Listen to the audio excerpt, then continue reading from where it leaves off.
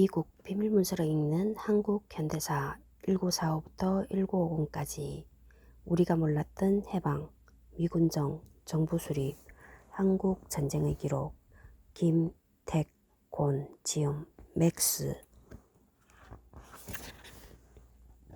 9페이지 대한민국 건국 담론의 재정립 추천사 모든 나라는 건국 담론을 가지고 있다. 국민 모두가 대체로 동의하는 동의하는 건국 담론을 가진 나라는 흥하고 그렇지 못한 나라는 분열해서 망한다. 영국은 마그나 카르타, 권리청원, 권리장전의 건국 담론이 있고 미국은 건국 아버지들의 담론이 있고 프랑스는 프랑스 혁명이라는 건국 담론이 있다. 국민들은 이 담론에 대해서 서로 다른 의견을 가질 수 있지만 담론의 목표에 대해서는 이해가 없고 이에 따라 행동한다. 반대로 건국 담론이 분열된 나라는 국가의 목표도 분열될 수밖에 없고 국민들의 행동도 이에 따라 분열된다. 물론 우리에게도 건국 담론이 있다. 그러나 오늘날 이 담론은 분열될 위기에 처해 있다. 대한민국은 반일 독립 운동가인 이승만 박사가 미국의 지원을 받아 수립한 자유민주주의 국가라는 것이 우리의 건국 담론이었으나 오래전부터 이를 부정하는 담론이 계속 나오고 있다. 이제 우리는 우리의 건국 담론을 다시 정립해야 할 단계에 이르렀다.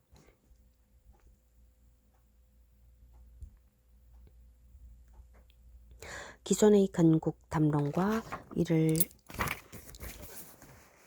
부정하는 담론을 둘 다 아우를 수 있는 새로운 건국 담론을 세울 때이다.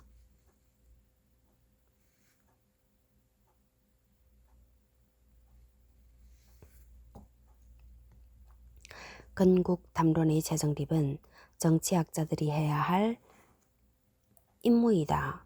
한국의 정치학자들이 그 임무를 잘 수행하고 있는지에 대해서는 회의적이다.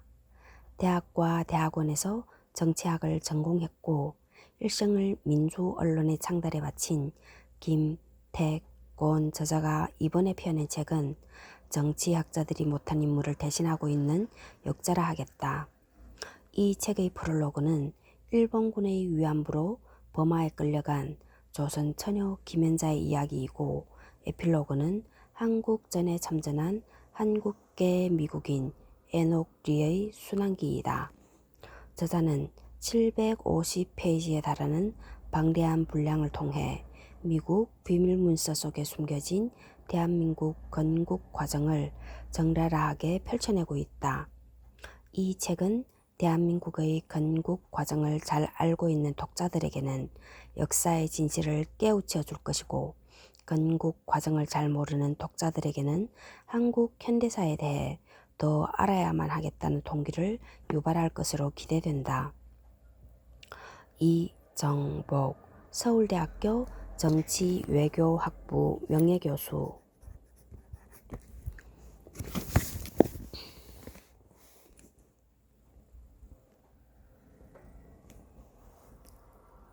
저자가 찾아낸 당시 지도자들의 고뇌, 어린 결단의 숙연함을 느끼면서도 신화에 가려있던 우리 지도자들의 야욕과 가면, 자면 역시 들여다볼 수 있었습니다.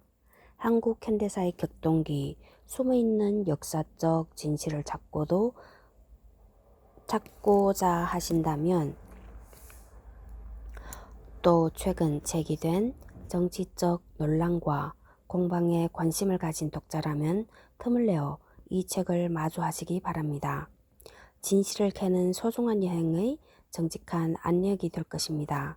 유인태 전 국회의원, 대통령 정무수석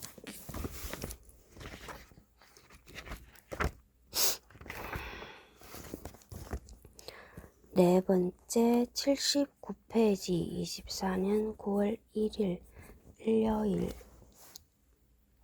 1장 광복군의 희망과 절망 4.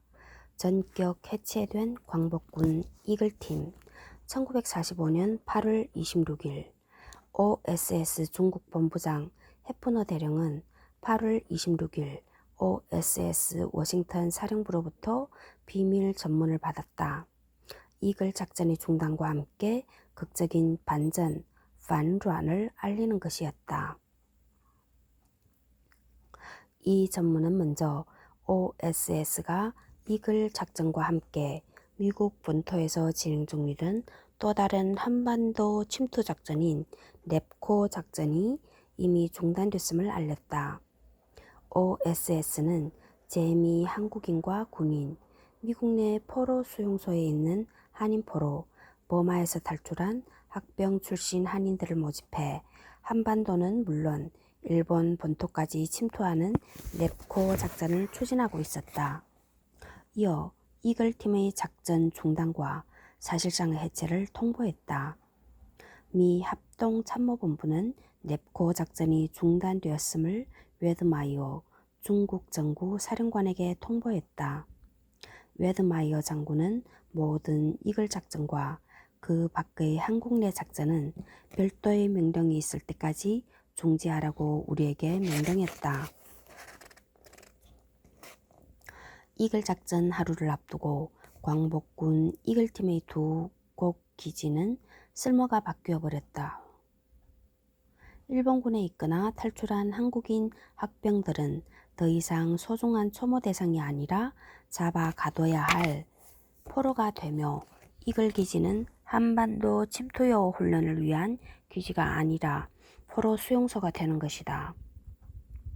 해프너 대령이 버드 중령에게 보낸 전문을 보자. 비밀, 혼자 볼 것, 8월 26일. 가능한 한 조속히 서안으로 떠날 것. 한국인 포로들을 지휘하에 된 웬플러에게 인도해야 한다. 이글팀은 중국 정부의 명령에 따라 해체되어야 하며 이 작업의 일부는 아마도 규관의 임무로 주어질 것 같다. 80페이지 승전국의 지위를 얻으려는 마지막 안간 힘. 이글기지 해체 통보가 있기 여드레 전이었다. 일왕의 항복선언 사흘 뒤인 1945년 8월 18일 광복군은 마지막 작전을 수행했다. 미군 C-47 수송기가 광복군 정진대, 팅진대 이범석 대장과 김준혁, 장준하, 노능서 대원 4명과 OSS 중국본부 부책임자이자 인솔 대장으로 임명된 버드 중령 등 18명의 미군을 태우고 중국 서안을 이륙하여 여의도 비행장에 착륙했다. 이들은 해외 독립운동가 중 처음으로 해방된 조국에 첫 발을 디딘 사람들이었다. 그러나 이들을 맞은 것은 무장한 일본군이었다. 일본군은 수송기를 중심으로 포위망을 좁혀왔다. 버드 중령이 자신들의 임무와 성격을 일본군 측에 설명했으나 일본군은 사령부로부터 어떤 통보도 받은 바 없다며 돌아갈 것을 지시했다. OSS와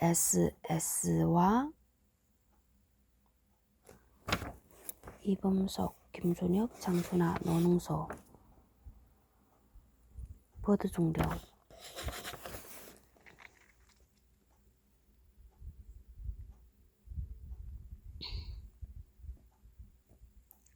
OSS와 광복군 정진대는 다음 날인 19일 오후 연료를 제공받아 산동성을 거쳐 서안으로 되돌아왔다. 8월 15일 광복했는데도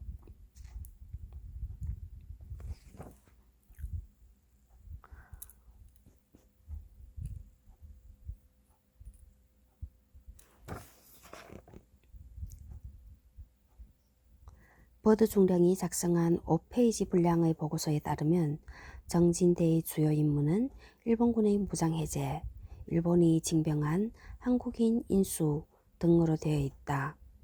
미국 측 주요 임무는 국내 정보 수집, 중요 문서 압수, 연합군 포로 구호로 되어 있다. 그러나 이와 관련한 미군 보고에 따르면 일본군 측과 나눈 대화에서는 연합군 포로의 안전 확인 문제만 겨우 거론했을 뿐이었다. 81페이지 그림. 선발대 대장인 버드 중령이 8월 19일 작성한 작전 보고서다. 19명의 명단과 함께 2일간에 걸친 작전 경과가 자세히 기록되어 있다. 80페이지 8월 26일 OSS 워싱턴 사령부로부터 받은 비밀 전문 이글팀의 활동 중단 통보였다.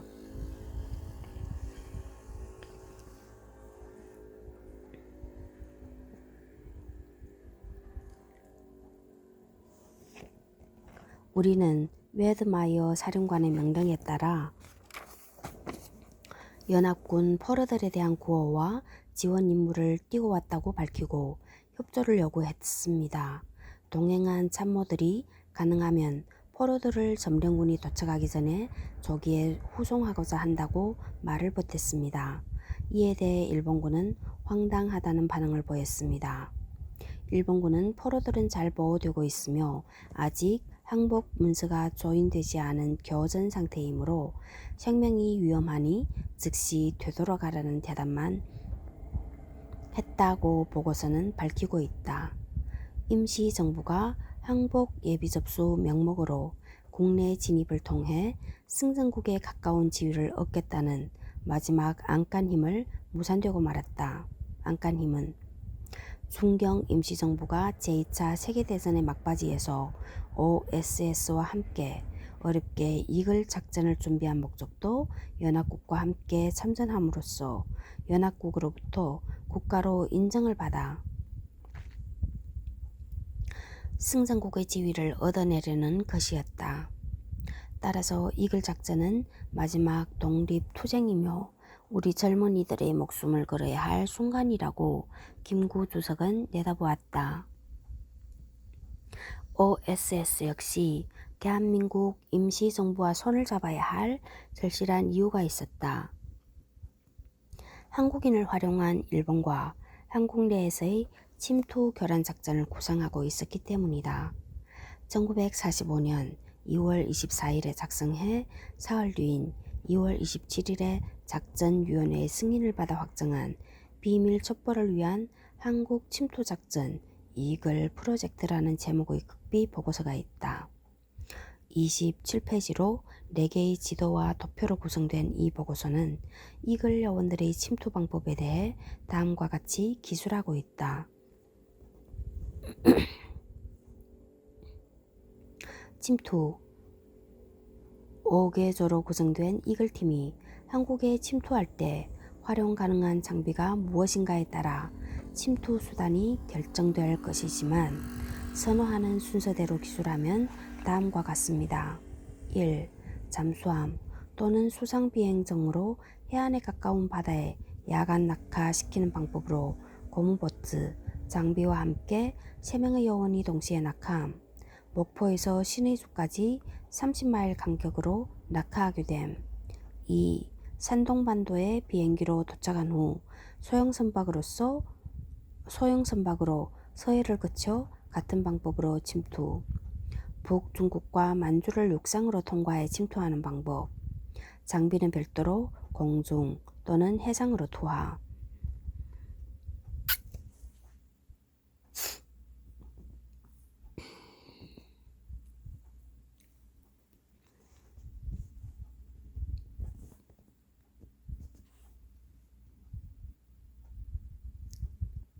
침투 요원들이 사용할 무선 통신 장비는 SCR-284로 팀별로 한 세트씩 5세트를 배정하며 예비 무선 통신 장비 5세트는 한국으로의 수송이 어려운 점을 고려해 본부에 비치하고 필요시 추후 조치하기로 했다. 보고에 따르면 83페이지 이글 작전 계획에 첨부된 지도 5개의 침투 지역이 표시되어 있다. 보고에 따르면 무선 통신 장비 SCR-284의 세트당 무게는 발전기와 필수품을 포함해 450파운드, 약 204kg에 달했다. 광복군 이글팀의 훈련이 끝나기 하루 전인 1945년 8월 3일부터 이글 작전 실무 책임자 사전트 대위와 직속 상관인 헨리웰 대령 간 비밀 교신이 바쁘게 오갔다. 비밀. 우리 사업은 진행 중이며 서한은 준비 완료됐습니다. 이글팀은 하루 이틀 내 준비를 마쳤고 관련 장비와 지도를 조속히 보내줄 것을 요청합니다. 워싱턴에도 한국과 만주에 관한 첩보를 조속히 보내줄 것을 요청하는 바입니다. 8월 5일 사전트는 다시 헨리웰에게 비밀 전문을 보냈다. 비밀. 잠정 일정에 따르면 첫 팀이 9월 5일경 출발 예정이며 이것은 산동까지 항공편이 가능한 상황을 고려한 것입니다. 항공 수송이 불가능하다면 곧바로 몇 개 팀을 보낼 것이며 오늘 귀대한 이범석 장군과 협의한 뒤 확정된 일정을 보고하겠습니다.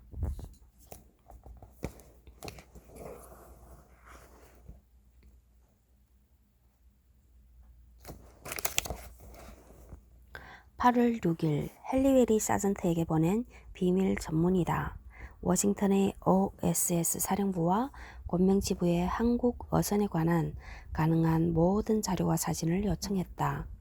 보고서는 필요 없고 1차 자료 그대로 필요하며 9월 7일에 데드라인이다.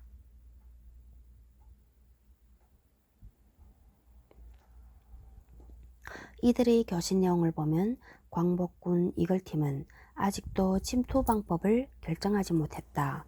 서안에서 산동까지 항공편, 이어 산동에서 한국 서해안까지 소형 선박을 이용한 침투를 검토하는 방안과 가장 바람직하지 않은 루트지만 중국 북부와 만주를 통과해 한국으로 침투하는 마지막 방안도 검토하고 있었다.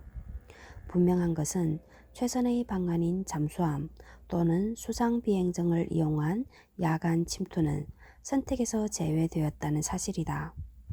사전트 대위는 이글 작전 참여를 앞두고 김구 주석과 이청천 총사령관, 김원봉 1지대장 겸 부사령관, 그리고 이범석 2지대장이 참석한 회의에서 김원봉은 한국 내에서 미국인에게 협조하는 한국인에 관한 사항이 포함된 작전의 전모와 계획을 밝히라고 미국 측에 강력하게 요구하며 웨드마이어 장군과의 면담을 요청했다고 보고했다.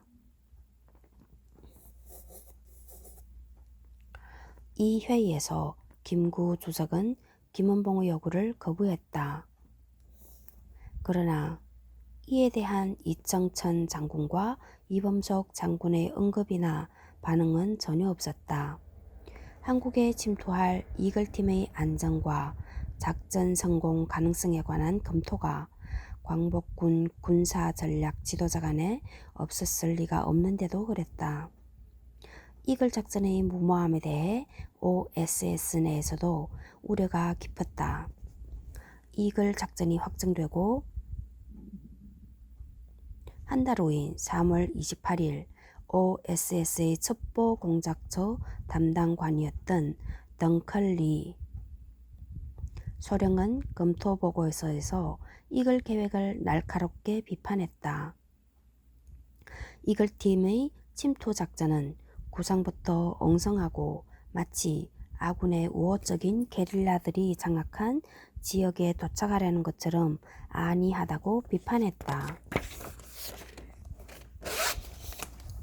이 계획은 다양한 집단으로 이루어진 요원들을 어떻게 침투시킬 것인지 자세히 보여주지 않고 있습니다. 우리는 이를 보안상의 이유라고 이해하고자 합니다.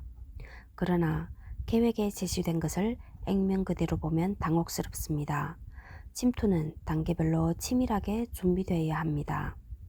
침투 활동 전문 기관이었던 OSS 검토 보고서는 또 첩보 요원들의 은신처 등 장소에 따라 해결해야 할 문제들이 각각 다른데도 불구하고 침투 계획이 지나치게 단조롭다고 지적했습니다. 첩보 공작에 대한 경험과 지식이 크게 부족하다는 점을 서슴없이 지적했다.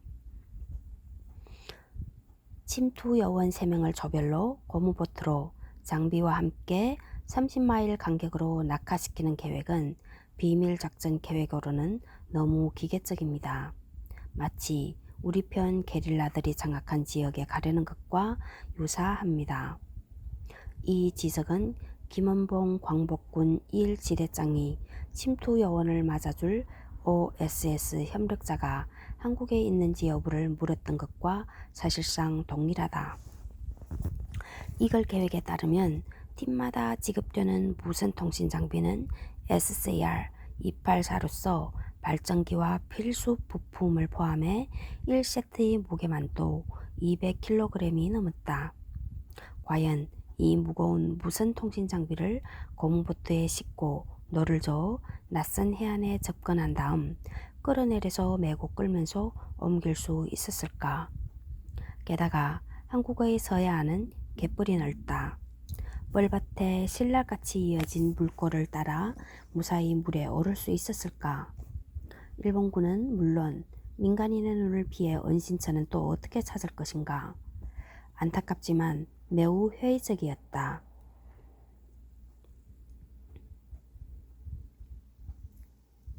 검토 보고서는 현장 경험에 의하면 무선 통신 장비는 고장도 잦은데 그에 대한 대비 또한 허술하다고 지적했다. 그 대안으로 침투 요원들이 첩보 문건을 들고 적진을 뚫고 서안까지 줄다름치라고 하는데 이 역시 너무 위험하다고 지적했다. 첩보 작전은 작전 지역의 어원과 본부 사이에서 넘나들어야 하는 국경이나 경계선의 수가 많을수록 첩보 문건은 위험해진다고 꼬집었다. 리 소령은 이글 작전이 하룻밤 작전으로 침투해 거뜬히 성공할 것처럼 한국의 정황들을 보고 있다며 이는 현실을 지나치게 외면한 것이라고 지적했다. 만일 한국이 철저하게 통제받는 곳이라면 침투 작전 교육을 하거나 대기하고 있는 중이라 하더라도 침투 요원들의 신변 보호는 매우 중요하다고 충고했다. 87페이지 그림 OSS 첩보작전 부서에서 항공편으로 긴급히 보낸 의견서 작전의 무모함을 지적하며 재검토를 강력하게 거듭 권고했다. OSS의 침투작전 전문가였던 리 소령은 이글 작전이 임박한 8월 6일에도 의견서를 냈다. 헨리웰 대령에게 보낸 의견서에서 리 소령은 이글 작전에 대한 재검토를 강력하게 권고했다. 미국인이 훈련시켰지만 이글팀 요원들은 첩보 활동 투입에는 아직 지식과 경험을 갖추지 못했다고 지적했다.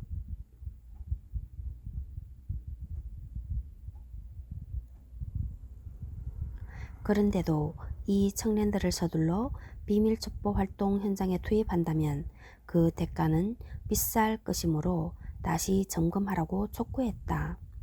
우리는 이글 프로젝트가 철저한 점검이 이루어지지 않았다면 실행을 앞둔 현 단계에서 비판적 시각으로 신중하게 검토할 것을 제안합니다.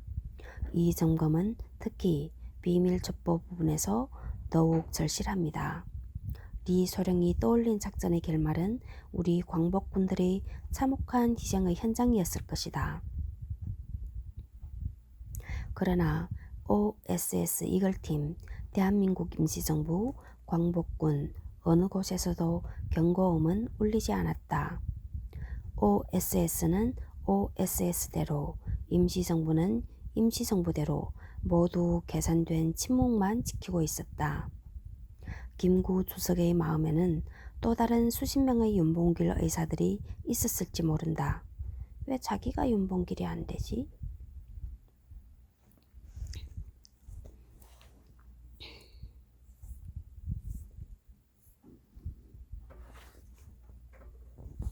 그런데 1945년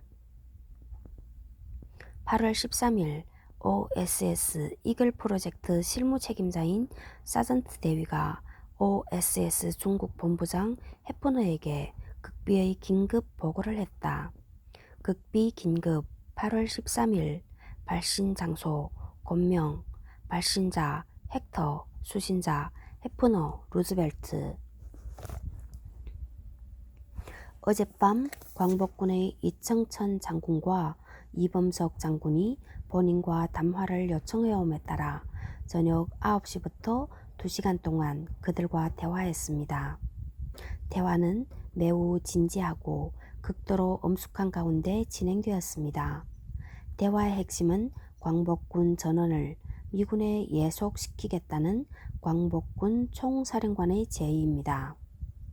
이 긴급 보고는 광복군 측의 제안 내용을 자세히 담고 있다. 사전트 대위는 확실하게 신청해온 제안이라고 강조하면서 이글팀의 첩보 공작을 지원하기 위해 광복군이 제시한 구체안을 자세하게 보고했다. 먼저 이글팀의 첩보 공작을 지원하겠다고 제의했습니다.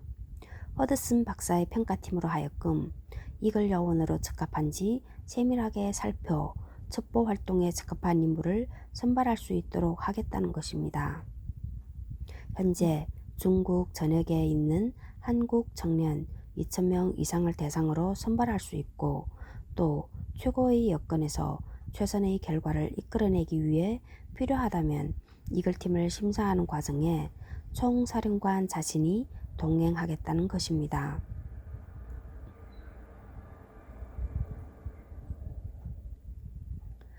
광복군 측이 언급한 허드슨 박사는 이글 작전을 앞두고 최종 점검 작업을 하기 위해 일주일 전에 파견된 OSS 첩보 공작 전문가다. 이청천 장군과 이범석 장군은 주목할 만한 제의를 했다. 이글팀 요원으로 선발된 광복군 인원뿐만 아니라 나머지 광복군 전원도 미군에 예속시키겠다는 것이다. 또 미국의 필요에 따라 마음대로 광복군을 아시아 곳곳의 전투지역에 투입할 수 있도록 허용하겠다고 제의했다. 90페이지 그림 사전트 대위는 이청천과 이범석 두 장군이 광복군을 미군에 예속시키겠다는 뜻밖의 제안을 했다고 OS 중국 본부에 극비로 긴급 보고했다. 이청천과 이범석 두 장군이 광복군을 미군에 예속시키겠다고? 정신 나갔나?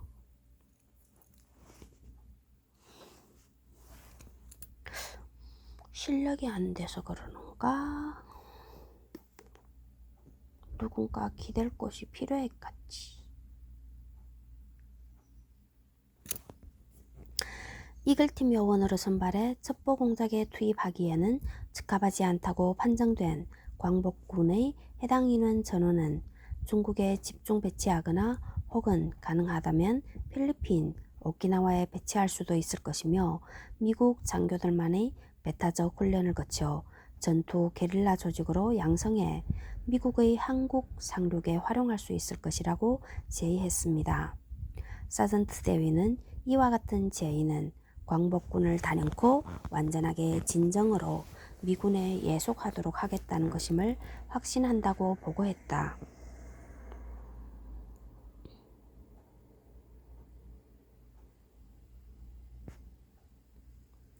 또 이 제의는 임시정부 전체 구성원의 합의하에 이루어진 것이 분명하며 이와 같은 제의의 이유는 중경 임시정부가 이글 프로젝트에 대한 미국의 자세가 매우 진지한 것을 확인했기 때문이라고 분석했다.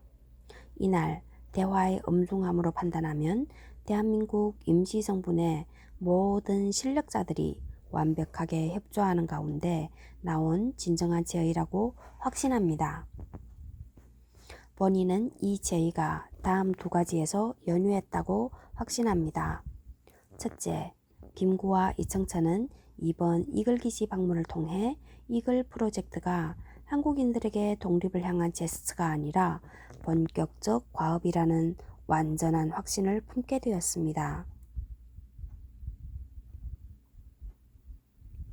또 소련의 대일 선전 보고를 계기로 소련의 한국 지배 가능성에 대한 한국인들의 두려움이 촉발되었다고 분석했다.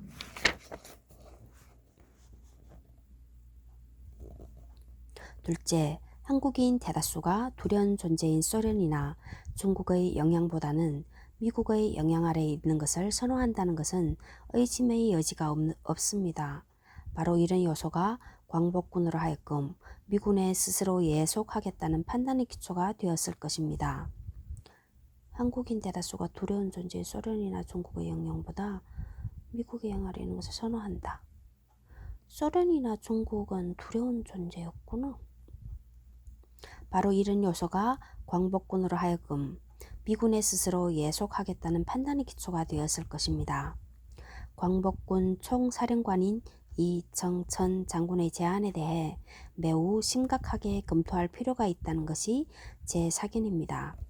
그의 제안은 진실됩니다. 또 이것은 김구 주석으로부터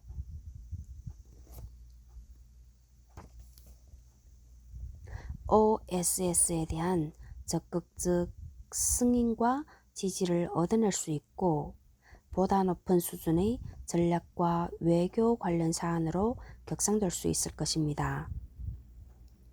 사전트 대위는 이청천 총사령관의 제안을 보다 자세하게 문건으로 작성해 도노반 장군에게 제출하면서 공식 문건으로 광복군의 미군 예속을 제의할 것을 권고했다. 또 그는 광복군 측의 공식 제안을 며칠 안으로 가져오면 안전한 인편으로 직접 전달하겠다고 밝혔다.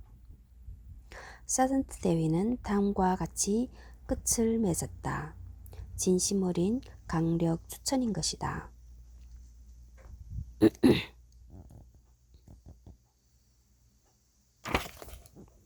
어제 2시간에 걸친 회의는 성실하고 엄숙하며 진심 어린 회의였음을 강조하고자 합니다.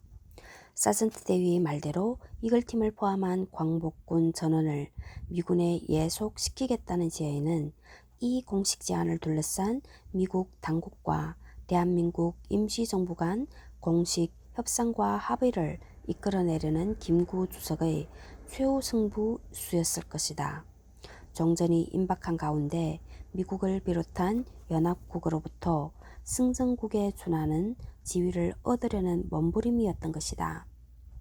이것의 성사 여부는 한국이 종전 후 독립된 국가로 태어날 것인가 아니면 일본에 이어 소련 또는 중국 또는 미국에 예속된 식민지 국가의 처지에 머물 것인가를 가른다고 김구 주석을 비롯한 임시정부 요인들은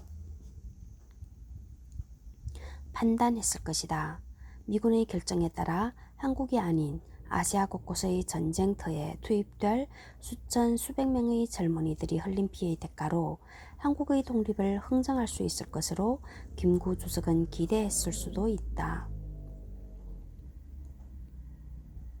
그로부터 이틀 뒤인 8월 15일 일왕이 항복을 선언한 날 백범일지는 김구 주석의 모습을 이렇게 전하고 있다. 들뜬 목소리가 들렸다. 외적이 항복한답니다. 김구는 전혀 기쁘지 않았다. 이 소식은 내게 희소식이라기보다는 하늘이 무너지고 땅이 꺼지는 일이었다. 수년 동안 애를 써서 참전을 준비한 것도 모두 허사로 돌아가고 말았다.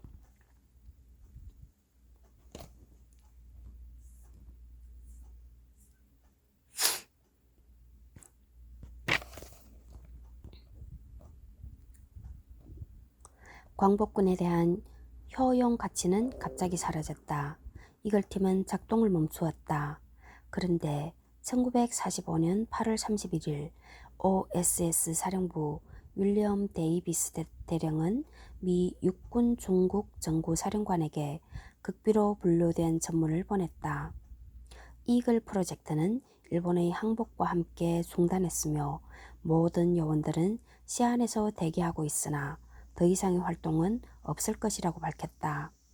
OSS는 이어 중국 정구사령관이 한국을 대상으로 첩보 공작을 전개할 의향이 있는지, 또 한국이 중국 정구에서 제외하고 또 중국 정구사령부에게 한국에 대한 첩보 공작을 전개할 의향이 없다면 훈련받고 현재 남아있는 이글 요원들에 대해 어떤 조치가 필요한지 관련 정보를 달라고 요청했다. 이어 이범석 장군에 대해 언급했다.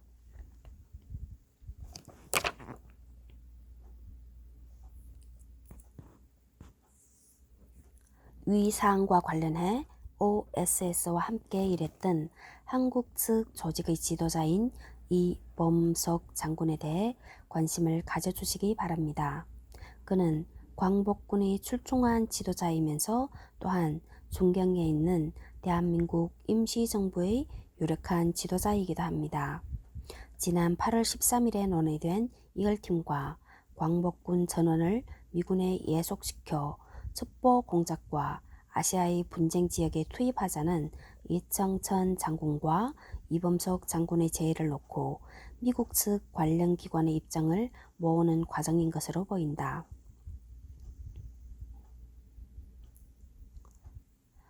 9월 15일 OSS 중국 본부장 해프너 대령은 권명 지부의 이글 프로젝트 책임자 헨리웰 대령과 시안 지부에 비밀 전문을 보냈다.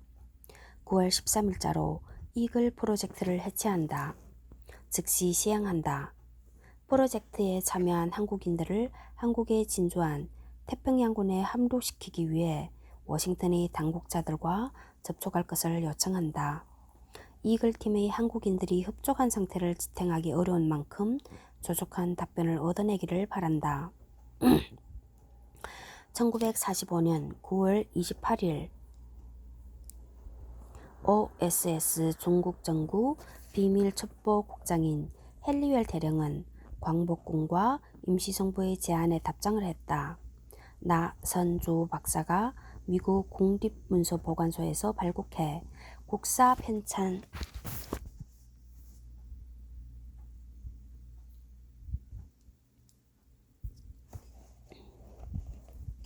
위원회에 제공한 문건에는 헨리웰의 답신이 있었다.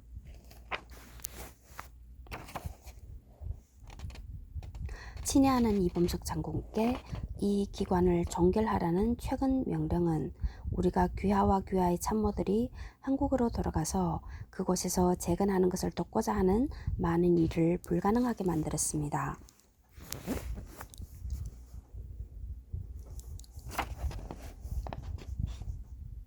본인은 이를 매우 유감스럽게 생각하고 있습니다. 이제 사전트 대회는 귀하와 함께 이글 작전의 마무리에 대한 최종 협의를 할 것입니다. 본인은 진정으로 이 마무리 작업이